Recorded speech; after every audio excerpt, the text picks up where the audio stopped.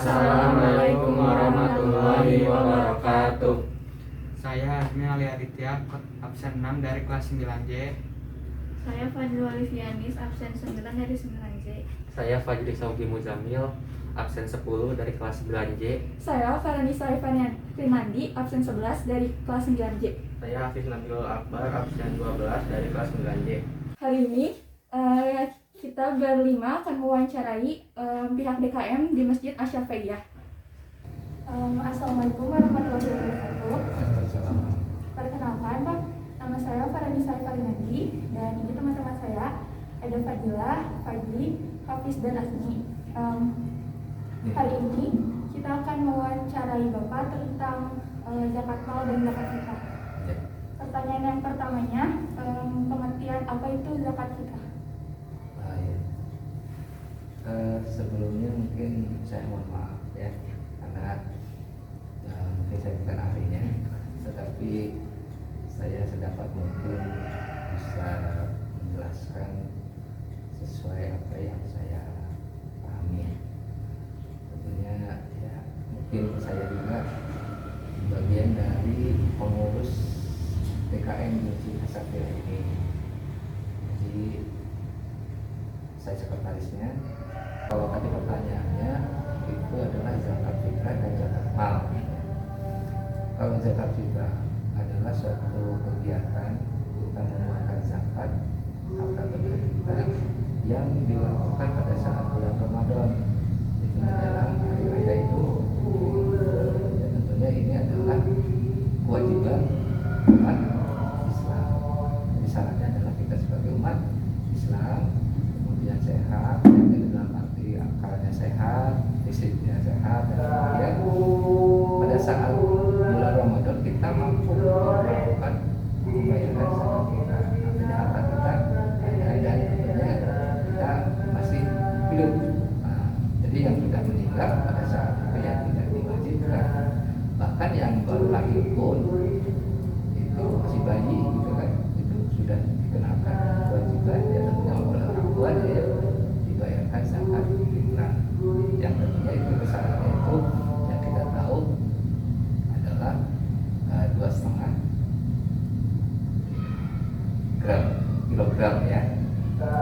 Kalau dalam bentuk beras, dan itu saya kira masalah beratnya itu kan fleksibel, cuma kita sudah disepakati di Indonesia adalah 2,5 kilogram. Itu zakat fitrah. Walaupun nanti diuangkan, tentunya dikonversi 2,5 kilogram beras itu tentu bahan pokoknya itu berapa harganya. Jadi itu bisa fluktuatif ya, bisa berubah-ubah setiap tahunnya sesuai dengan harga bahan pokok saat itu. Itu kalau zakat fitrah. Kemudian yang kedua adalah zakat mal. Ya. Zakat mal adalah sama, adalah kewajiban kita sebagai kaum muslim untuk mengeluarkan sebagian daripada harta benda kita dengan melihat nisab dan haulnya. Syarat wajib dari zakat fitrah itu apa? Ya, syarat wajibnya yaitu yang pertama adalah kita sebagai seorang muslim. Karena selain muslim tidak wajib. Yang keduanya kita mempunyai harta ya, di periode atau di fase Ramadan itu. Kemudian sudah dewasa, harus dewasa. Saya kira ya dewasa enggak, karena bayi pun itu diwajibkan kan gitu kan. Hiduplah selalu hidup di fase itu bulan. Kemudian harta itu adalah harta yang halal. Saya kira itu untuk zakat fitrah ya. Zakat fitrahnya. Kalau jenis zakat fitrah, saya kira maksudnya apa ya? Jenisnya itu bahannya atau apa? Ya, mungkin uang. Oh iya, ya tadi yang sebelum saya sampaikan bahwa kita melakukan zakat fitrah itu bisa dalam bentuk apapun, dalam arti apakah itu dalam bentuk. Tapi sebetulnya dulu itu adalah bahan pokok ya, artinya sesuatu yang dimakan oleh kita dalam sehari-hari. Tetapi berkembang ada suatu isma ataupun bisa dalam bentuk uang, konversikan dalam bentuk uang. Mungkin ada banyak pertimbangan ya di sana, sehingga dengan bentuk uang pun diperbolehkan. Jadi zakat fitrah itu bisa dalam bentuk uang dan bisa dalam bentuk barang bahan pokok seperti itu. Mungkin kalau di kita bahan pokoknya beras, mungkin ya kita yang sudah familiar yang biasa kita lakukan adalah beras. Tetapi bisa jadi di tempat lain, di daerah lain, atau mungkin pulau-pulau lain, atau mungkin di Irian, mungkin atau di Timur, atau mungkin di wilayah timur sana yang notabene mereka makannya adalah bukan beras, gandum saja, jagung dan mungkin nah seperti itu. Waktu membayar zakat fitrah. Nah untuk pembayaran zakat fitrah itu mempunyai spesifik ya waktunya, yaitu pada saat bulan Ramadan atau menjelang hari raya Idul Fitri kan. Memang para ulama bisa berpendapat bahwa itu bisa dilakukan jauh-jauh hari selama 1 bulan sebelumnya misalkan. Tetapi ada juga yang mengafdolkan pembayaran zakat itu 1 minggu bahkan 2, 3 atau pas hari hanya malam hari hanya. Itu adalah ya waktu-waktu afdol ya untuk kita melakukan pembayaran zakat. Di luar itu bukan berarti zakat fitrah, itu namanya udah diubah menjadi infak dan sedekah. Jadi zakat fitrah batas waktu akhirnya itu sebelum sholat id dilakukan. Jadi misalkan sholat id misalkan dari kita itu jam 6 atau jam setengah 7, kita melakukan zakat itu jam 5 ataupun jam setengah 6 misalkan. Yang penting sebelum sholat id di daerah tersebut dilakukan itu masih masuk ke dalam zakat fitrah. Jadi lewat setelah kita membayar dilakukan sholat itu sudah selesai dan sebagainya, atau kita udah pulang dari masjid dan baru, nah itu bukan zakat fitrah lagi, itu bisa dikatakan sedekah. Saya kira itu. Pertanyaannya tentang pengertian dan hukum zakat mal. Soal pengertian tadi sudah dijelaskan kan. Jadi sekarang apa hukum zakat mal? Nah, hukum zakat mal itu banyak yang kita masyarakat tidak begitu paham ya. Pada dasarnya zakatnya sunnah atau apa dalam padahal sebetulnya itu adalah wajib. Karena banyak di ayat-ayat suci Al-Quran juga beberapa ayat yang ya taubah dan lain sebagainya. Banyak nanti kita bisa searching di Google ataupun kita bisa lihat referensi tentang zakat mal, bahwa hukum zakat mal itu wajib bagi yang sudah memenuhi persyaratan-persyaratan. Tadi persyaratannya adalah yang kita di bahwa harta tersebut adalah harta halal yang didapat dari halal, dan usaha-usaha yang halal itu kan artinya seperti itu. Kemudian sudah masuk kriteria nisab. Nah, begitu pula sudah fase haulnya sudah terlampaui 1 tahun itu, artinya kita punya itu udah lewat 1 tahun, nah itu sudah diwajibkan. Jadi hukumnya wajib untuk setiap muslim bagi yang sudah memenuhi syarat tadi nisab dan haul. Itu adalah persyaratan. Jadi kalau nisab itu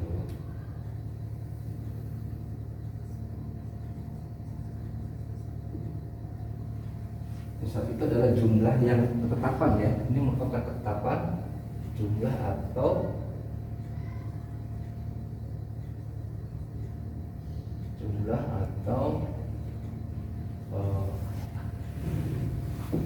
nilai, jumlah atau nilai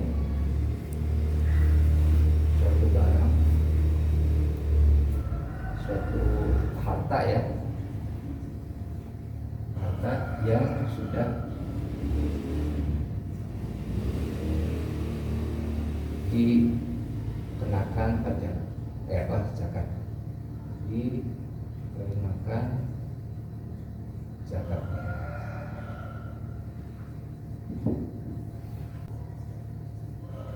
Itu masa 1 tahun. Harta kita, artinya kita sudah mempunyai harta tersebut 1 tahun. Itu perlu dicatatkan. Tapi belum tentu apakah nisabnya memenuhi syarat atau tidak kan? Nah artinya misalkan kita hitung-hitung harta kita, ya ini zakat mal ya, kita hitung-hitung zakat kita, zakat mal, zakat apa sorry, apa namanya, harta kita ternyata kita punya harta kita misalkan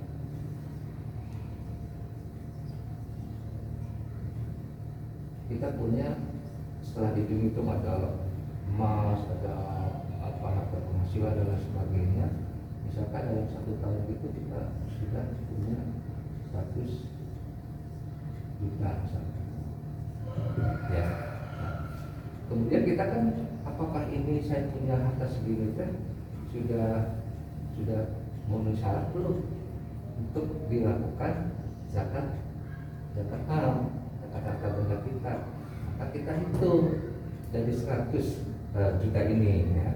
Anggap ini adalah X.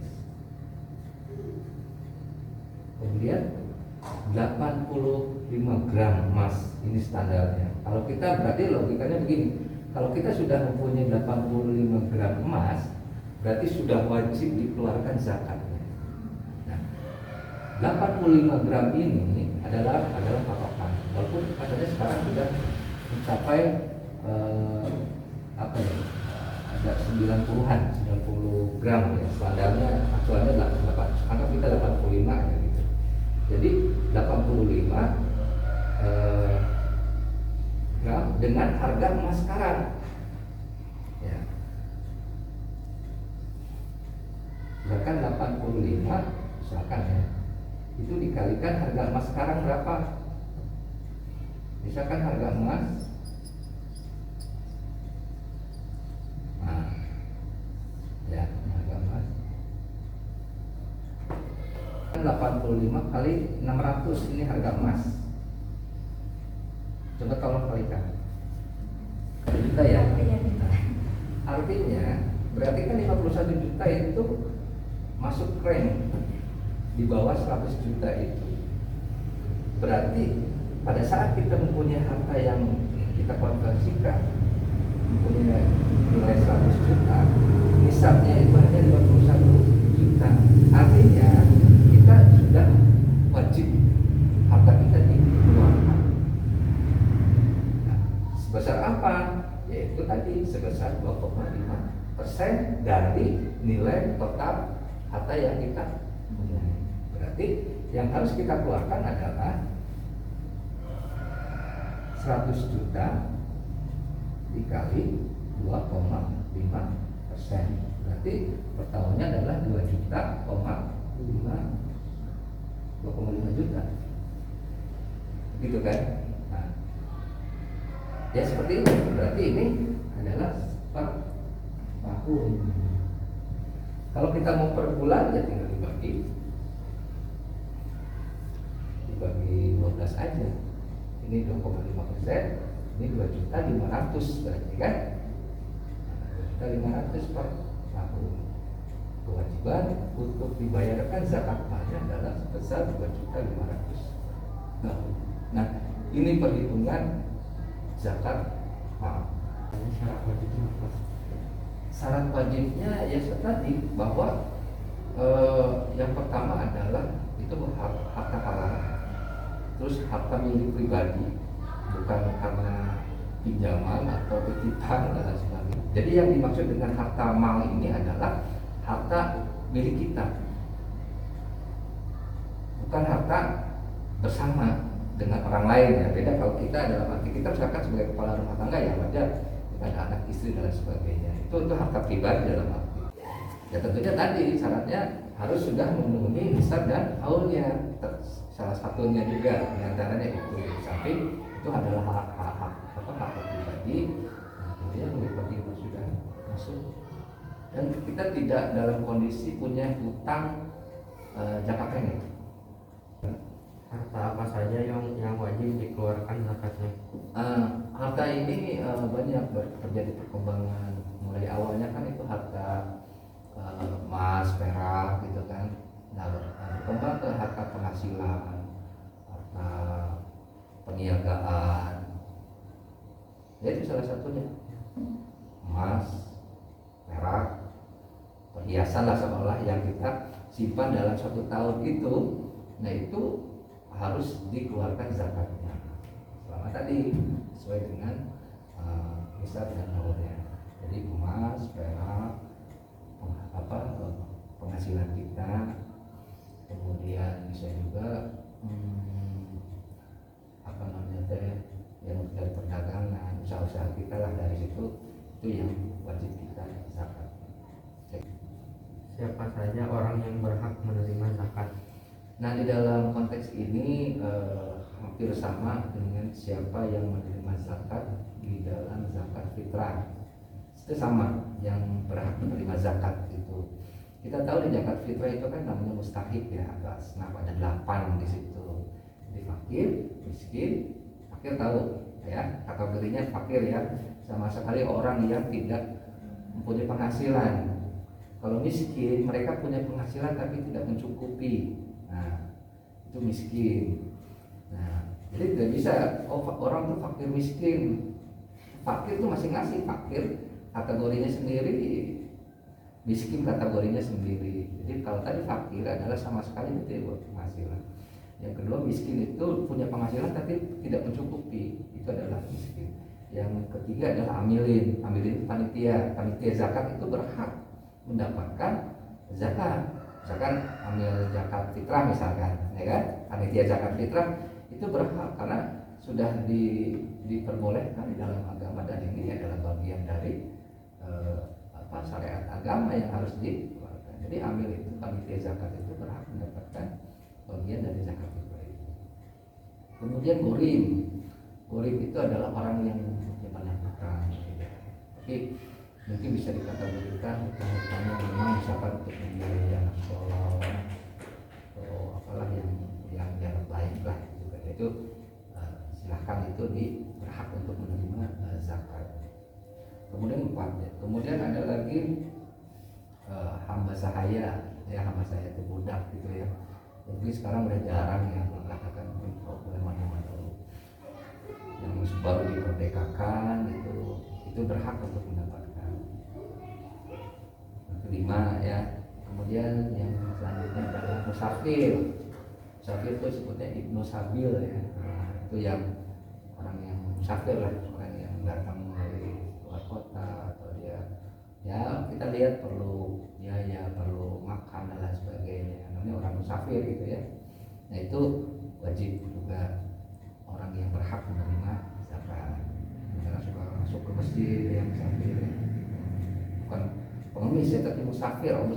Musafir itu orang yang dalam perjalanan, entah itu dalam tujuannya usaha atau mencari keluarga atau apa, yang penting dia dalam perjalanan dan perlu dibantu, entah itu makan atau uang dan lainnya, itu dia juga berhak menerima zakat. Kemudian mualaf adalah orang yang baru masuk Islam. Nah itu pun diberi hak. Kenapa? Agama tidak menunjukkan secara rinci mereka misalkan mualaf. Kenapa mereka? Dia itu punya keluarga kaya adalah bisa aja kan seperti itu. Tapi kenapa mualaf harus diberikan santunan atau diberikan zakat? Karena kalau kita lihat secara grafis atau penelitian, orang yang masuk Islam itu biasanya dijauhi oleh keluarganya. Ya, hampir memang ada juga yang welcome ya, keluarganya juga silakan bebas mencari agama sesuai dengan keinginan sendiri dan sebagainya, udah bebas. Itu mungkin keluarganya yang moderat ya, yang bebas gitu. Tapi ada juga, dan kebanyakan mualaf itu adalah orang-orang yang tersisihkan di dalam keluarga. Jadi itu perlu dibantu, makanya mereka juga salah satu orang yang berhak menerima zakat. Fisabilillah adalah orang-orang yang berjuang di jalan Allah kan gitu kan. Nah dalam hal ini, konteks sekarang ini biasanya orang-orang yang suka belajar mengaji, atau bahkan guru-guru pun bisa dikatakan fisabilillah. Berjalan di jalan Allah itu dalam arti bukan dulu mengikuti perang aja kan gitu kan, Tetapi sekarang mengajarkan ilmu agama, mengaji dan lain sebagainya itu bisa dianggap bisa selamat itu di dalam batas keagamaan. Saya kira bisa berkembang lagi kalau memang dia guru yang perlu disantuni ya wajar silakan. Ini ada 8 asnaf ya, dan 8 asnaf yang tadi yang saya sebutkan. Apa keutamaan zakat? Keutamaan zakat banyak sekali, tapi yang lebih utama adalah mensucikan dan membersihkan diri kita, baik harta kita maupun diri kita sendiri. Dan yang lebih utamanya lagi bahwa kita zakat itu adalah bagian dari rukun Islam kita, ya kan? Artinya kewajiban yang harus kita penuhi. Apa jadinya kalau kewajiban itu kita tidak penuhi, maka akan berdosa. Dan hukumannya pun Allah sudah mengisyaratkan di dalam Al-Quran bagi orang-orang yang tidak mengeluarkan zakat, baik itu zakat fitrah maupun zakat mal, maka ancamannya itu luar biasa. Banyak di surat-surat di Al-Quran, di Al-Taubah misalnya, itu manfaatnya yang utama adalah membersihkan dan mensucikan diri kita, baik itu harta kita maupun jiwa kita. Karena kita dalam melaksanakan kehidupan itu kan ya pasti namanya manusia itu ya, tidak luput dari salah dan dosa. Maka Allah memberikan zakat itu adalah satu ruang atau wadah untuk membersihkan jiwa kita, harta kita. Tetapi tidak hanya zakat fitrah saja, tetapi justru zakat mal itulah sebetulnya yang orang-orang sekarang ini banyak yang tidak begitu atau mengerti atau tidak memahami bahwa zakat mal itu sangat penting dan wajib hukumnya seperti bagi orang yang sudah mampu. Ancaman bagi orang yang tidak berzakat. Ya neraka lah. Itu besar sekali itu berat sekali hukumannya ya, karena disebutkan sabda Nabi bahwa di sana itu akan disiksa kita seperti disetrika atau neraka. Pokoknya berkaitan dengan yang neraka. Jadi cukup berat sebetulnya ancaman bagi orang yang tidak membayar zakat itu kan. Belum ke sana ada juga rikaz, zakat rikaz ya, ada tambahannya ya. Itu adalah zakat yang temuan, akibat pertemuan atau harta yang didapat tanpa diduga gitu kan. Ya misalkan kita menemukan harta karun, nah itu kan ada harta karun, itu disebut namanya. Nah itu sudah diatur oleh pemerintah dari Basnas itu diatur untuk dikeluarkan zakatnya. Nah itu bisa misalkan harta karun ataupun hasil dari undian, bukan judi ya. Misalkan kita dapat apa gitu kan, buat mobil misalkan. Nah itu kalau memang itu udah sesuai itu dikenakan zakat mal, harus itu wajib. Kalau zakat rikaz itu kan harta yang didapat tanpa diduga gitu kan, misalkan gitu kan. Itu adalah 1/5 atau 20% dari harga barang yang kita dapatkan. Nilainya adalah 20% yang harus dikeluarkan zakatnya, 1/5 atau 1/5 dari harta yang kita dapatkan. Nah itu dikasih namanya, itu juga hal yang wajib juga dikeluarkan supaya tadi bisa barokah. Nah tadi kan manfaatnya samping kita juga hidupnya barokah. Jadi harta yang kita dapat itu barokah sih apa sih ya, diberkahi kan gitu kan. Enak kan kalau kita menggunakan barang atau memakan barang yang sifatnya berkah gitu kan, bukan dari barang yang haram. Beda lah, dirasakannya beda. Sehingga pada saat kita melakukan kehidupan sehari itu pikiran kita tenang, nyaman, insya Allah kita selalu sehat. Itu juga sehat adalah nikmat yang paling besar kan gitu kan. Tanpa disadari kita bahwa Allah itu sudah memberikan kenikmatan itu. Bisa jadi akibat dari kebaikan-kebaikan kita yang sudah dilakukan. Walaupun memang kita tidak luput dari salah dan dosa. Oleh karena itulah Allah memberikan suatu pintu-pintu bagaimana kita bisa mengurangi dosa kita. So, tanggal itu Awal itu ada kerja zakat mal fardu lillahi ta'ala. Amin. Terima kasih. Mudah-mudahan Allah Subhanahu Wa Taala bisa menerima zakat tadi ya, dan ini bisa berkah dan barokah dan tentunya besar ya, dan ditentukan Allah Subhanahu Wa Taala. Kami terima zakatnya. Ya.